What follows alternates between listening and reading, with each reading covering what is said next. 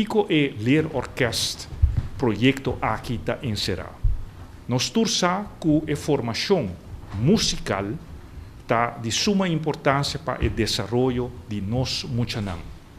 E dentro de uma orquestra e jogando junto instrumento musical, não tinha diferente valor e nós podemos chamar habilidade de siglo XXI, the 21st century skills, que agora aqui está sendo importante para nos futuras gerações por sobreviver no mundo aqui.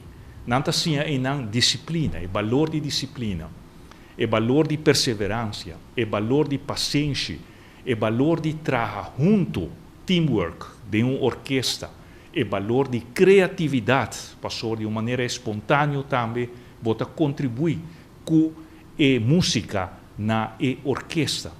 E pensei, o projeto aqui que surge na Amsterdam e resulta êxito rotundo, onde já mais de 3.000 muchanã e jovens está recebendo a visão aqui, a filosofia, que está parte instrumento musical body e muchanã, e onde não está tanto, na primeiro lugar, o talento musical, sino simplesmente que tur mucha tem habilidade para tocar instrumento musical.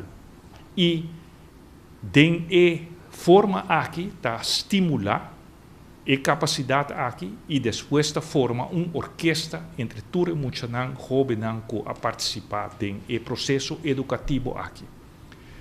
O êxito não queda na Holanda só, ela chega até Curaçao. Aí existe também a Stichting Leerorkest Curaçao, que já tem pilot project na escola na Santa Maria e que também está draaien de uma maneira exitosa.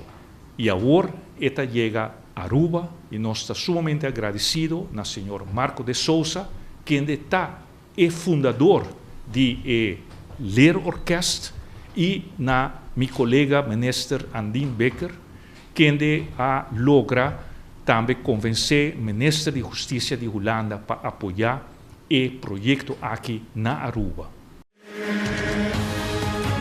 Essa aqui está em Arubiano, o website